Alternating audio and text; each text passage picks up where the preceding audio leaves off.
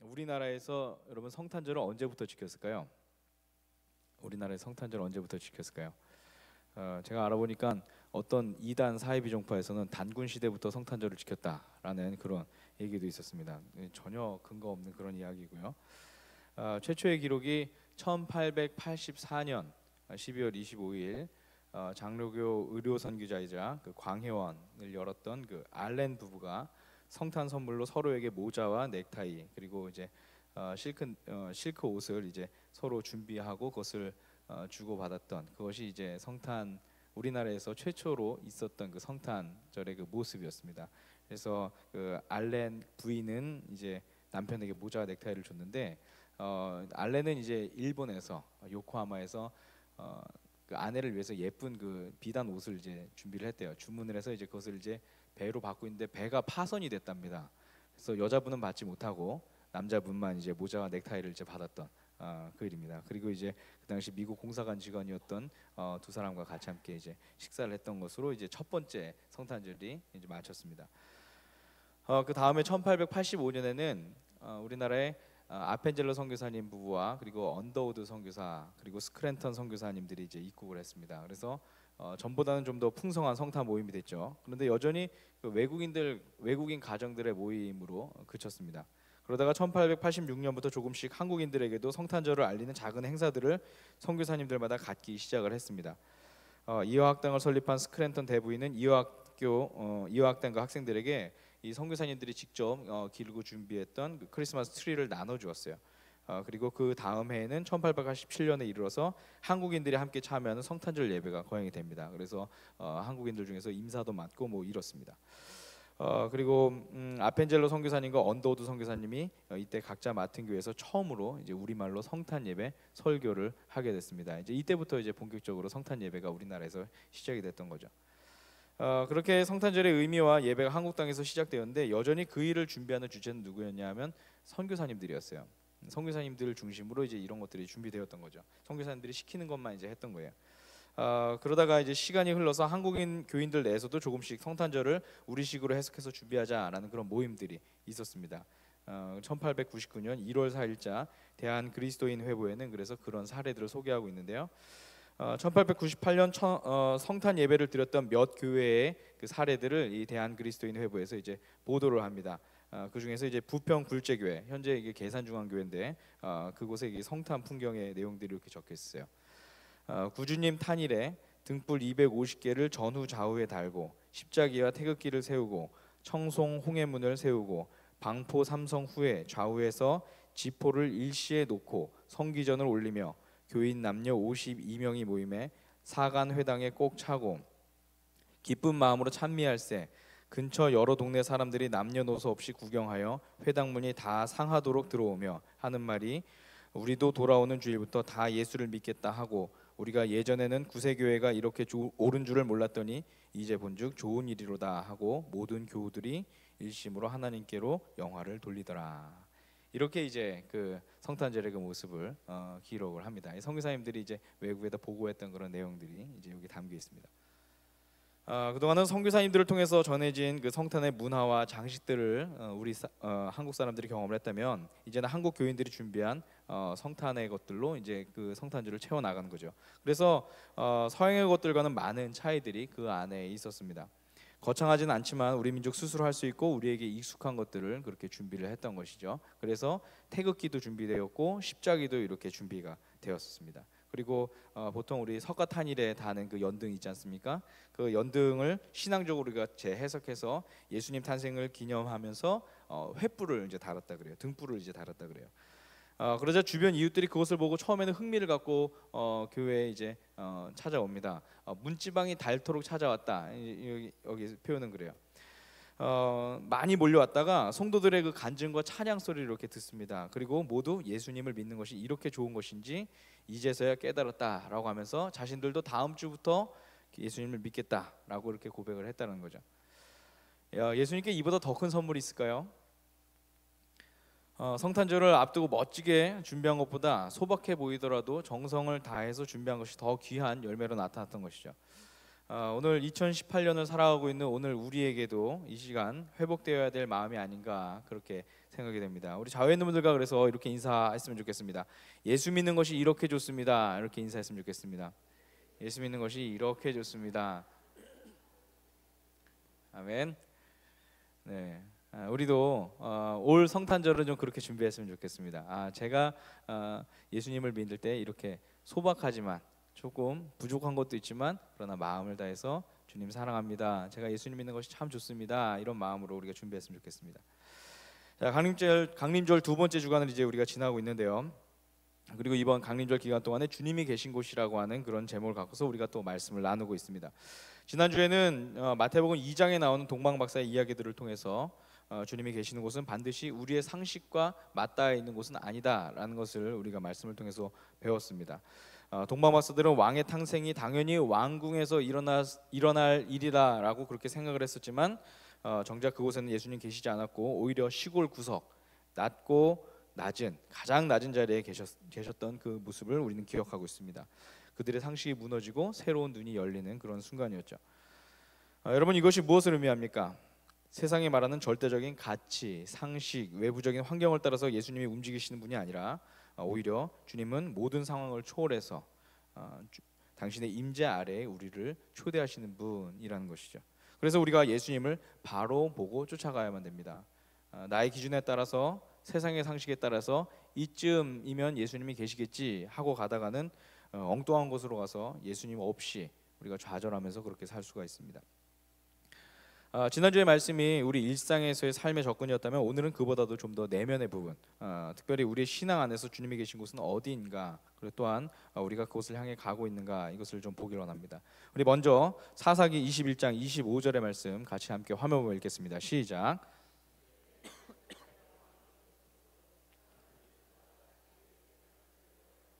아멘. 자, 지금 읽은 이 말씀은 여호수아의 시대를 지나서 사사들의 시대를 거치면서 나타났던 이스라엘의 혼란기를 보여주고 있는 그런 말씀입니다. 그 혼란의 원인은 무엇이었을까요? 오늘 성서의 기자가 분석한 내용을 보면 왕이 없었기 때문, 이렇게 분석을 합니다. 왕이 없었기 때문에 혼란했다, 이렇게 이야기하죠. 이미 당시 이스라엘 근방의 다른 민족들이 도시 중심적인 형태를 벗어나서 서서히 어떤 형태로든 왕을 중심으로 한 국가 형태를 나타내고 있었습니다. 그런데 반면 이스라엘은 여전히 지파들 간의 연합에 의해서 때마다 필요에 따라서 지도자가 나타났다가 사라지는 그런 모습이었죠. 즉 정치적인 형태로만 본다면 이스라엘은 여전히 주변 나라들보다 후진국의 형태를 띠고 있었던 것이 사실입니다. 또 한 가지 이 말씀이 암시하고 있는 것 중에 더 중요한 것은 정치적인 왕이 없었던 것보다 더 중요한 그 이유, 그것은 당시 이스라엘 사람들이 하나님을 왕으로 인정하지 않았다는 것이죠. 성경을 보면 모세의 때에도 여호수아의 때에도 강력한 지도자는 있었습니다. 그런데 그들의 진짜 왕은 하나님이셨다라는 그런 고백이 늘 그들 가운데 있었죠. 모세와 여호수아는 하나님의 말씀을 전하는 리더였을 뿐이었습니다. 그런데 시간이 지나면서 이들이 점차 하나님을 잊어가기 시작하죠. 그리고 자신들이 하고 싶은 것들, 자신의 기준에 따라서 이들이 움직이기 시작합니다. 이것이 사사기를 기록한 성서 기자가 본 당시 사회의 근본적인 문제였다는 거죠. 왕이 없었다. 정치적인 왕을 얘기하는 것이 아니라 하나님이 이들 가운데 계시지 않았다는 거죠. 하나님이 이들 가운데 왕으로서 이들이 인정하지 않았다는 것입니다. 그리고 이 문제는 사무엘 선지자의 시대까지 이어집니다. 함께 사무엘상 3장 1절의 말씀을 같이 읽겠습니다. 시작. 어린 사무엘이 엘리 곁에서 주님을 섬기고 있을 때이다. 드물었고 환상도 자주 나타나지 않았다. 이 당시에 이스라엘 백성들의 그 모습을 만약에 그림으로 그리라라고 한다면 저는 아마 이렇게 그릴 것 같아요. 눈을 가리고 그리고 귀를 막은 채 길을 찾는 그런 사람, 이거죠. 자기 눈을 이렇게 가리고요. 그다음에 귀도 막고 그리고 그런 채 길을 찾겠다라고 그런 사람. 한마디로 말하면 헤매고 있는 거죠. 헤매고 있는 거예요. 어디로 가야 될지 모른 채 헤매고 있는 겁니다. 어디가 길인지도 모르고 어디를 밟아야 될지도 모르고 그렇게 헤매는 겁니다. 바로 이런 상황 가운데서 오늘 본문의 말씀이 이제 시작이 됩니다. 이제 막 사무엘이 선지자로 세상 사람들로부터 주목을 받던 그 시절 블레셋 사람들이 이스라엘을 침공을 하죠. 이 당시 블레셋은 이스라엘과 비교했을 때 이미 압도적인 전력을 소유했던 그런 국가였습니다. 가장 큰 차이는 바로 무기의 차이라고 할 수 있는데, 당시 블레셋은 이미 철기 시대를 지나고 있었고, 그리고 아직 이스라엘 시대는 청동기를 벗어나지 못한 그런 시대였습니다. 그러니까 무기의 강도도 굉장히 큰 차이가 있죠. 그리고 또 뭐냐면 무기를 만들 만한 대장장이들이 이스라엘에 없었다 그래요. 이건 무기를 쉽게 말하면 무기를 구할 수 없는 그런 상황인 거죠. 그 원인은 블레셋 사람들이 이스라엘 사람들을 견제하고 있었기 때문인데요. 바로 그런 상황 속에서 일어난 블레셋과의 전쟁은 결코 이스라엘에게는 유리할 수 없는 그런 전쟁이죠. 첫 전투에서 4,000명이나 되는 이스라엘 사람들이 그래서 죽고 맙니다. 그러자 전쟁터에 나갔던 이스라엘 장로들이 머리를 맞대고 고민을 합니다. 어떻게 해야지 우리가 이길 수 있을까 고민을 하다가 함께 이런 결론을 냈습니다. 사무엘상 4장 3절의 말씀입니다. 같이 읽겠습니다. 시작. 이스라엘의 패잔 병들이 진으로 돌아왔을 때 장로들이 말하였다. 주님께서 오늘 우리가 블레셋 사람에게 지도록 하신 까닭이 무엇이겠느냐? 실로에 가서 주님의 언약궤를 우리에게로 모셔다가 우리 한 가운데에 있게 하여 우리를 원수의 손에서 구하여 주시도록 하자. 언약궤를 갖고 와야 된다 이렇게 이야기했습니다. 여러분, 언약궤가 무엇일까요? 그것은 출애굽을 하고 난 뒤 광야의 시간 동안 하나님께서 친히 설계하신 것입니다. 그리고 이 언약궤는 이스라엘 백성들이 전진하고 멈출 때 가장 앞에서 행진했던 것이 바로 이 언약궤죠. 그래서 이스라엘 백성들은 이 언약궤를 보면서 하나님께서 자신들과 함께하고 있음을 느꼈습니다. 즉 다른 말로 하면 이스라엘 백성들에게 있어서 이 언약궤란 곧 하나님과도 같은 존재였다라는 것입니다. 본문으로 돌아와서 블레셋과의 첫 전투에서 참패를 당하자 장로들은 언약궤가 있어야 전쟁에서 승리할 수 있을 것이다 라는 그런 결론을 내립니다. 그리고 실로의 사람을 보내죠. 언약궤를 갖고 오게 합니다. 이때 당시 제사장의 직무를 감당하고 있던 엘리 제사장의 두 아들이 그 운반을 책임져서 언약궤를 전쟁터까지 가지고 옵니다. 이스라엘 진영에 이제 언약궤가 다 당도를 했어요. 그리고 곧바로 이스라엘 백성들이 그것을 보고 난 뒤에 사기가 하늘을 찌를 듯이 소리를 칩니다. 이들은 마치 하나님께서 자기들 진영으로 오신 것이다 라고 그렇게 생각을 했기 때문이죠. 이제 하나님께서 자신들과 함께 하고 있으니 그 옛날 자신들의 조상들이 대적을 이겼던 것처럼 자신들도 반드시 우리 앞에 있는 이 블레셋 군을 이길 것이다. 이 사람들에게는 이런 기대가 있었던 것입니다. 이런 잘못된 믿음은 그런데 이스라엘 군대만 갖고 있었던 것은 아니었어요. 그들과 대치하고 있던 블레셋 군사들도 그와 비슷한 믿음을 갖고 있었습니다. 함께 4장 7절과 8절의 말씀을 읽겠습니다. 블레셋 사람이 두려워하면서 말하였다. 이스라엘 진에 그들의 신이 들어갔다. 그래서 그들은 외쳤다. 이제 우리에게 화가 미쳤다. 일찍이 이런 일이 없었다. 우리에게 화가 미쳤는데 누가 저 강력한 신의 손에서 우리를 건질 수가 있겠느냐? 그 신들은 광야에서 온갖 재앙으로 이집트 사람을 쳐서 죽게 한 신들이다. 이들은 놀라울 정도로 과거 하나님께서 이스라엘 백성들을 구원하셨던 사건들을 기억하고 있습니다. 이스라엘 사람들이 기억한 게 아니라 블레셋 사람들이 기억하고 있어요. 그리고 그 일이 자신들에게 다시 재현되지는 않을까, 이 블레셋 사람들이 굉장히 두려워하고 있습니다. 하나님께서 언약궤를 타고 오셨기 때문이라는 믿음 때문에 이스라엘 편에서는 사기가 올라갔고 블레셋 쪽에서는 큰 두려움이 일어났던 거죠. 자, 여러분, 이쯤 되면 결말이 어떻게 나야 되겠습니까? 이스라엘 사람들이 그 기대대로 하나님의 언약궤를 힘입고 블레셋군을 맞서 싸워서 이겨서 그리고 블레셋군을 물리치는 것, 이것이 이제 우리가 생각하는 올바른 결론이겠죠. 그리고 블레셋 사람들도 내심 그 부분이 좀 두려웠던 거예요. 그런데 이런 완벽한 스토리가 나오지가 않습니다. 전쟁의 결과는 전혀 다른 방향으로 흘러가죠. 블레셋 군인들이 이를 악물고 전쟁에 임한 것입니다. 함께 4장 9절에서 11절의 말씀 같이 읽겠습니다. 시작. 블레셋 사람들아, 대장부답게 힘을 내어라. 그렇지 않으면 히브리 사람이 우리의 종이 되었던 것처럼 우리가 그들의 종이 될 것이다. 너희는 대장부답게 나가서 싸워라. 그런 다음에 블레셋 사람이 전투에 임하니 이스라엘이 져서 제각기 자기 장막으로 달아났다.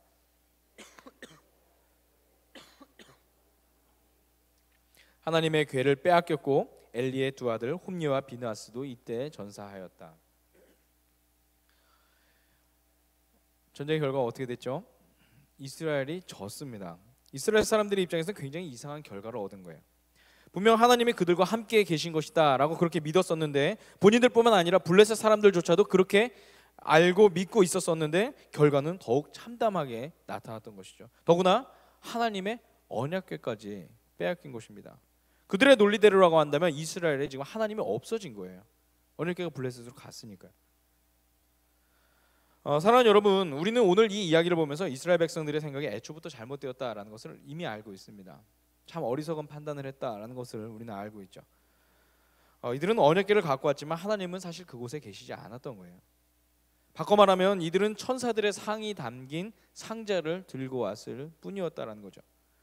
그런데 하나님께서 계실 줄 알고 있었던 언약궤, 그것을 통해 하나님의 능력이 발휘될 것이라 믿었던 이 어리석은 이스라엘 백성들의 이야기를 보면서 저는 오늘 우리의 신앙에도 이와 같은 모습이 있지는 않은가 한번 생각을 해보게 되었습니다. 한 기독교 사학과의 간증을 담은 책을 읽었던 적이 있습니다. 그분이 실패했던 이야기들과 그 가운데에서 하나님의 섭리를 경험했던 내용들이 담겨 있는 그런 책이었는데요. 이분의 이야기를 하면 이분이 한때 하나님과 함께 하심에 대해서 큰 오해를 했던 적이 있었습니다. 이분이 안경점을 크게 운영할 때였는데 한 달에 7천만 원 정도의 수익이 남았다 그래요. 굉장히 많이 남는 거죠. 한 달에 7천만 원 정도의 순수익이 남았다 합니다. 그러던 중에 언젠가 들었던 그 집 팔아서 헌금하면 복 받는다라고 하는 그 부흥 강사님의 말씀이 생각이 났대요. 그래서 이분은 하나님으로부터 더 큰 복을 받기 위해서 어려운 이웃들에게 무료 또는 원가로 안경을 제공해야겠다 그렇게 결정을 합니다. 그리고 각 학교와 동사무소에 이런 내용의 공문을 발송을 하죠. 우리 안경점에서 이번에 형편이 어려운 이웃들에게 무료 또는 원가로 안경을 드릴 테니 신청자들을 보내주십시오. 이렇게 이제 공문을 이제 보낸 거예요. 이분이 이제 머릿속으로 대강 계산을 해봤어요. 그랬더니 하루에 한 10명씩 온다 치면은 한 달에 대략 한 1,500만 원 정도 그 지출이 되겠구나. 그러면 월 수입이 이제 순수익이 7천만 원이니까 1,500만 원. 그래 내가 1,500만 원 덜 벌면 되지. 이렇게 이제 생각을 했습니다. 그런데 이게 웬일입니까? 며칠 지나자 그 소문을 듣고 하루에 100명씩 안경점으로 찾아왔대요. 그러니까 당장 한 달 지출이 예상을 크게 웃도는 1억 5천만 원이나 됐다고 합니다. 그 순수익이 7천만 원이었었는데 오히려 지출이 1억 5천이 됐으니 마이너스가 됐죠. 자, 이쯤 되면 어떨까요? 우리 같으면 어떨까요? 한 달 한정이었습니다. 이렇게 하고서 사실 저 같으면 문을 닫았을 것 같아요. 근데 이 믿음 좋은 이 사업가는 직원들의 이 염려 섞인 말에도 아랑곳하지 않고 곧 하나님께서 복을 주실 거야라고 하면서 직원들을 다독거렸대요. 한번 봐, 너네 믿음 없는 사람 한번 봐. 진짜 믿음은 이거야. 그러면서 이제 계속 고 이렇게 한 겁니다. 계속 고. 그게 호기 있게 버티면서 갔어요. 굉장히 큰 믿음이죠. 보기에 따라서 아마 그 주변 교회 사람들이 이 이야기를 들으면서 분명 이 사업가에 대해서 막 응원을 했을 겁니다. 어떻게 집사님 그렇게 믿음이 좋냐고, 어떻게 그런 손해를 감수하면서 하냐고. 그러면 아마 이렇게 겸손을 떨면서 이렇게 얘기했죠. 뭐 하나님이 하시겠죠. 뭐 이렇게 이제 이야기를 했을 거예요. 자, 모든 구조가 완벽하게 신앙의 이야기로 막 돌아가고 있는 것 같이 보였어요. 손해를 감수하고도 하나님께서 맡기신 어려운 이웃을 섬겼으니까 분명 이런 이야기의 끝에는 하나님의 축복이 임해야지 된다. 이게 이제 우리가 생각하는 완벽한 스토리죠. 그런데 이야기가 그렇게 흐르지 않습니다. 자그마치 3년 동안이나 이 사역, 그 어려운 이웃에게 계속 안경을 주는 이 사역을 포기하지 않고 해왔는데 아니 어쩌면 그 긴 시간 동안 이분은 그 사역을 했다기보단 하나님의 축복을 계속해서 기다리면서 왔는데 축복은커녕 50억이나 되는 빚더미에 앉았다 그래요. 그래서 결국 개인이 파산이 이루게 되고요. 그 과정 가운데서 선한 동기로 들어주었던 뭐 보증까지 막 해서 아무튼 이분이 이제 다시는 회생할 수 없을 만큼 그렇게 이제 몰락했다. 그렇게 이제 간접으로 이야기합니다. 자, 이 사업가 이야기를 들어보면서 겉으로 보면 분명 하나님께서 계실 만한 일이에요, 그죠? 어려운 이웃을 도와줬고 그리고 자신이 손해를 감수했고 하나님께서 기뻐하실 만한 일인 것처럼 보여집니다. 자신이 가진 돈을 갖고 다른 것도 아니라 막 이렇게 헛된 데 쓰는 것도 아니고 당연히 써야 될 때를 썼으니까. 그리고 또 성경에도 나와 있는 말씀이고 사회윤리적인 기준으로 봐도 당연히 복을 받으면 좋을 만한 그런 이야기입니다. 그런데 그 일들에 하나님이 계시지 않았다는 거죠. 한참 눈을 씻고 찾아봐도 한참을 기다려도 하나님께서는 이 사업가의 논리 가운데 계시지 않았다는 거예요. 이 사업가의 바람 가운데 계시지 않았다는 거죠. 분명 믿음도 있고 하나님의 이름도 불려지고 있는데 말입니다. 마치 언약궤를 들고 왔던 이스라엘 백성들의 모습과도 같지 않습니까? 하나님의 이름도 부르고 있고 하나님의 믿음도 있고. 물론 이제 뒤에 이야기는 하나님의 인도하신 가운데 잘 깨닫고 이게 잘못됐구나라는 것을 깨닫고 이제 회복하는 그런 이야기로 이제 내용이 마치긴 합니다. 오늘 말씀 속에서 하나님의 언약궤에 열광했던 이스라엘 백성들, 그리고 언약궤마저도 빼앗기고 완전히 패배했던 이들의 모습들, 이들은 스스로 보기에도, 적들이 보기에도 분명히 하나님께서 계실 만한 그런 일인데 오히려 하나님께서 자신들과 함께하지 않으셨음을 이들은 경험을 합니다. 왜 그랬을까요? 자신들이 있는 곳에 하나님을 끌고 오려고 했었기 때문에, 자신들이 있는 곳에 하나님을, 자신들이 원하는 곳에 하나님을 데려다 놓으려고 했었기 때문에 그렇죠. 하나님의 뜻은 상관없고 오직 자신들의 맹심만 남아있던 그 상황이 바로 오늘 이스라엘과 블레셋의 그 전투 장면입니다. 자신들의 목적을 위해서 하나님을 이용했던 그 모습이죠. 하나님께서 마땅히 계실 만한 자리인 줄 아는데 하나님의 눈으로 다시 보니까 하나님께서 결코 계실 수 없는 그런 자리가 바로 이 이스라엘 사람들과 블레셋 사람들의 이 전투 자리였다는 것입니다. 사랑하는 여러분, 오늘 우리는 어떻습니까? 이만하면 하나님께서 나와 함께 계셔야 한다고 생각하고 하나님의 축복이 있어야 한다라고 생각하지만 정작 우리가 머물고 있는 곳은 하나님의 뜻과 상관없이 나의 바람만 가득한 곳은 아닌지 우리는 한번 우리를 돌아봐야 할 것입니다. 예수님 당시에 그분을 따르던 많은 무리들과 제자들 역시 마찬가지였습니다. 그들은 예수님께서 계시지도 않는 그들만의 왕국을 기대했죠. 그리고 예수님을 위해서 헌신적으로 자신들의 삶을 드렸습니다. 그런데 예수님은 그들이 설계해놓은 왕국에 가시지 않으셨어요. 그리고 제자들과 무리들이 한 번도 생각해 보지 않았던 십자가라고 하는 그 자리로 내려가셨죠. 예수님을 따르던 이들로서는 재앙과도 같은 일이 벌어졌습니다. 축복이 아닌 저주라고 생각을 했겠죠. 잘못 만났다 이렇게 생각을 했을 것입니다. 자신들의 인생이 꼬여버렸다라고 그렇게 한탄을 하기도 했습니다. 그런데 하나님의 구원은 그들이 전혀 기대하지 않았던 그 십자가 위에서 일어났다라는 사실. 할렐루야. 당시 누구도 그 자리에 하나님께서 계시지 않을 거라 생각했는데 하나님께서는 바로 그 자리에 계셨다는 거예요. 그리고 오늘 예수님의 제자들도 그곳에 있기를 우리 주님은 원하고 계신다는 거죠. 주님께서 걸어가셨던 그 십자가의 그 길 가운데 우리도 있길 하나님 원하신다는 것입니다. 하나님은 바로 그 자리에 계신 분이기 때문에, 그래서 우리는 바로 그 길에 들어섰을 때 주님을 만날 수 있는 것이죠. 내가 설계한 왕국이 아니라, 내가 준비해 놓은 멋진 그런 사업장이 아니라 하나님께서 준비하신 십자가의 그 길 안에서 우리는 주님을 만날 수 있다는 것입니다. 사랑하는 여러분, 앞서 말씀드린 대로 오늘 우리는 강림절 두 번째 주간을 지내고 있습니다. 예수님의 탄생을 우리가 기억하고 다시 오실 예수님을 기대하는 그런 기간이죠. 이 기간 그 어느 때보다도 예수님이 중심이 되고 예수님께서 주인공이 되셔야 하는 그런 자리입니다. 그런데 우리의 삶은 여러분 어떻습니까? 혹시 나의 삶을 중심으로 예수님을 바라보고 있는 것은 아닌지 우리가 한번 우리 스스로에게 질문을 던져봐야 할 것입니다. 그리고 또 나의 신앙을 중심으로 예수님을 움직이려고 하는 것은 아닌지 우리가 이것을 점검해 봐야 되는 것이죠. 우리가 예수님을 따라가야 되는데 예수님께서 우리를 따라와 주시기를 바라고 있다면 오늘 우리는 우리 생각을 다시 한번 바꾸고 하나님 중심으로, 예수님 중심으로 우리의 생각을 돌려놔야 될 것 같습니다. 사무엘하 15장을 보면은 우리가 이 부분에 대해서 깊이 생각하게 해주는 그런 이야기가 나옵니다. 바로 하나님의 언약궤와 관련된 또 다른 다윗의 이야기입니다. 우리가 잘 아는 것처럼 다윗의 아들 압살롬이 아버지에게 대항해서 반란을 일으켰죠. 이에 다윗은 신하들과 서둘러서 예루살렘에서 도피를 합니다. 바로 그때 사독 제사장과 레위 사람들이 하나님의 언약궤를 들고 와요. 그리고 도피 행렬에 참여하겠다라고 그렇게 이야기합니다. 이들은 이제 압살롬보다는 다윗이 또 하나님의 뜻에 합한 왕이다라는 그런 믿음이 있었어요. 감사한 일이죠. 그렇게 인정해 줄 수 있는 신앙의 동지들이 있다라는 것은 굉장히 귀한 일입니다. 다윗의 입장에서도 만약 다윗이 지금 이 하나님의 언약궤를 가져간다면 비록 지금은 열세여서 자기가 도망갈 수밖에 없는 그런 위치이지만 결국 백성들로부터는 계속해서 정통성을 인정받을 수 있다라는 그런 계산을 해볼 수가 있는 그런 상황입니다. 여전히 사람들에게는 언약궤가 하나님께서 함께 하셨다는 그런 의미로 받아들여졌기 때문이죠. 다시 말해서 다윗이 도망하는 그 순간 그의 일생에 가장 필요한 것, 그것은 바로 하나님의 언약궤였을 것입니다. 하나님의 언약궤가 나와 함께 하는 것으로 말미암아 내가 다시 돌아올 희망을 가질 수 있기 때문에. 그런데 다윗은 그것을 들고 온 사독 제사장에게 언약궤를 다시 갖다 놓으라고 그렇게 지시해요. 그거 다시 갖다 놓으십시오, 이렇게 지시합니다. 많은 사람들이 그 지시를 듣고 의아해했을 것입니다. 왜요? 반문을 했겠죠.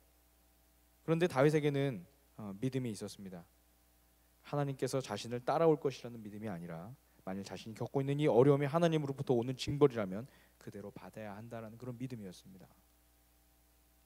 물론 자신이 모든 상황이 다시 정상적으로 돌아와서 생전에 다시 한번 그 언약궤를 보고 싶은 마음은 그 누구보다도 간절히 이 다윗에게 있었으나 그건 역시도 하나님께 달렸다라고 그가 자신의 믿음을 그렇게 고백을 하죠.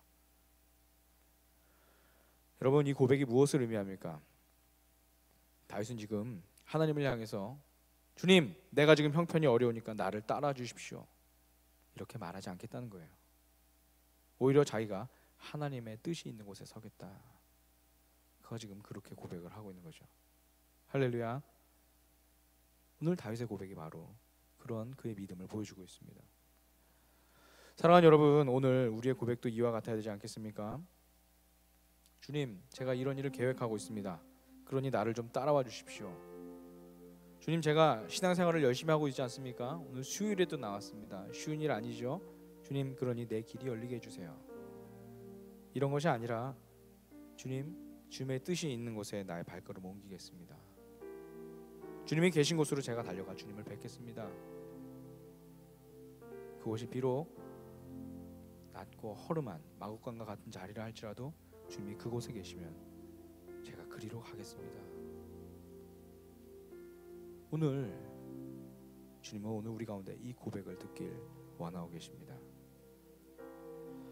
주님의 탄생을 기억하고 기념하는 이 시간, 또한 다시 오실 주님을 소망하며 기다리는 이 강림절 기간, 우리는 우리의 신앙을 그런 믿음의 바탕 위에 놓아야 될 것입니다. 또한 특별히 한 해를 마감하고 새해를 준비하는 이 기간, 우리는 우리의 모든 생각과 계획들이 주님이 계신 자리가 되었으면 좋겠습니다. 주님이 따라오는 자리가 아니라 우리가 주님이 계신 곳으로 나아가는 그런 시간들, 그런 계획들, 우리가 이 시간 한 해를 마감하면서 우리 삶을 돌아볼 때 주님, 제 삶의 자리에서 주님이 계신 곳으로 제가 얼만큼 달려갔었는지를 점검해보고, 또한 내년 우리가 다시 한번 계획을 세울 때 주님, 모든 자리에서 제가 주님과 함께 그 길을 걷겠습니다라고 그렇게 결단을 하는 그런 저와 여러분 되시길 주님의 이름으로 축원합니다.